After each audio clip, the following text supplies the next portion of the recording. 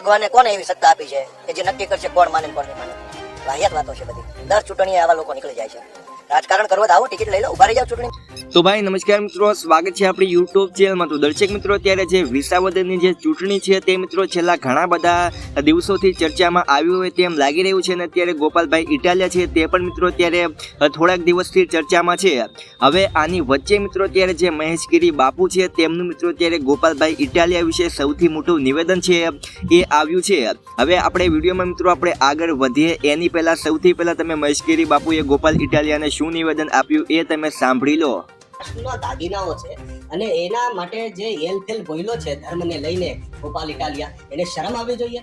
અને પાછું ધર્મને જ્યારે જ્યારે જરૂર છે ત્યારે દુષ્પ્રચાર કર્યો એને. અને અત્યારે પોતે રામજી મંદિરમાં જઈ રહ્યો છે, સંતોના પગે લાગી રહ્યો છે. શા માટે સંતોના પગે લાગી રહ્યો છે? જો તને એટલી જ નફરત છે તો સંતો પાસે શા માટે જઈ રહ્યો છે? એટલે મત માટે મંદિરનો ઉપયોગ કરી રહ્યો છે અત્યારે મિત્રો ગોપાલભાઈ ઇટાલિયા, તમને બધાને ખબર હશે કે અત્યારે ઘણા બધા મંદિરોમાં મિત્રો અવારનવાર જે ગોપાલભાઈ ઇટાલિયા છે તે દર્શન કરવા માટે જતા હોય છે.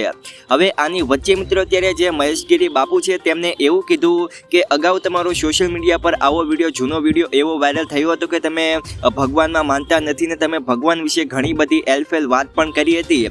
જો તમે ભગવાનમાં માનતા નથી તો અત્યારે તમે મંદિરમાં કેમ જાઓ છો? તો આ બધું તમને વોટ મળે તેટલા માટે કરો છો, એવું મહેશગીરી બાપુનું જે નિવેદન છે એ મિત્રો આપણને વિડીયોમાં જોવા મળ્યું હતું. હવે આવા નિવેદન પછી મિત્રો જે ગોપાલભાઈ ઇટાલિયા છે તેમને પણ મિત્રો એવું નિવેદન આપ્યું હતું કે કોણે કીધું ભગવાનમાં માનતો નથી, જો તમારે લડવું હોય તો ચૂંટણીમાં આવી જાઓ, આપણે જનતાની કોર્ટમાં બધો ફેસલો કરશું. હવે ભગવાન વિશે મિત્રો ગોપાલભાઈ ઇટાલિયાનો જૂનો વિડીયો કેવો વાયરલ થયો હતો એ મિત્રો આપણે આ વિડીયોના અંતમાં જોશું. તો વિડીયોને તમે છેલ્લે સુધી જોતા રહેજો. અને આપણી યુટ્યુબ ચેનલ જો મિત્રો નવા હોય તો આવા અનોખા વિડીયો જોવા માટે મિત્રો આપણી યુટ્યુબ ચેનલને સબસ્ક્રાઈબ પણ કરી નાખજો. હવે અત્યારે મિત્રો તમને બધાને ખબર છે કે વિસાવદરમાં મિત્રો આવનારી 19 તારીખે જે ચૂંટણી છે તે થવાની છે. અને તેની મતગણતરીની જે તારીખ છે એ મિત્રો 23 તારીખે તેનું રિઝલ્ટ છે તે આવવાનું છે.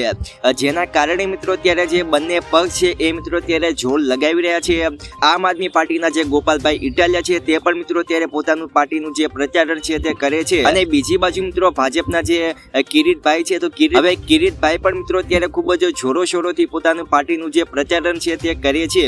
અને તમને બધાને મિત્રો એ પણ ખબર હશે કે ચૂંટણીના માહોલમાં મિત્રો આવા વિડીયો છે એ મિત્રો અવારનવાર સોશિયલ મીડિયા પર વાયરલ થતા હોય છે. અને વિડીયોમાં મિત્રો તમામ આપેલી માહિતી હું તમને સોશિયલ મીડિયા અને પેપરમાંથી આપવામાં આવેલી છે. આપણી મયુર માહિતી યુટ્યુબ મિત્રો કોઈ પણ જાતની પુષ્ટિ કરતી નથી. હવે અગાઉ મિત્રો સોશિયલ મીડિયા પર ગોપાલભાઈ ઇટાલિયાનો કેવો વિડીયો વાયરલ થયો હતો તે તમે સૌથી પહેલા જોઈ લો. અને આપણી યુટ્યુબ ચેનલમાં મિત્રો નવા હોય તો આપણી યુટ્યુબ ચેનલને સબસ્ક્રાઇબ કરવાનું ભૂલતા નહીં. કે આવી ફાલતુ પ્રવૃત્તિઓ પાછળ આપણે 5 પૈસા પણ ખર્ચાય એમ કે આવવાનું છે. લાકડાના ભારાવાળા કઠિયારા, જંગલ ને રામ ને સીતા ને વનવાસ ને ફલાણું પૂછડું એ દિશામાં નથી વધવાનું.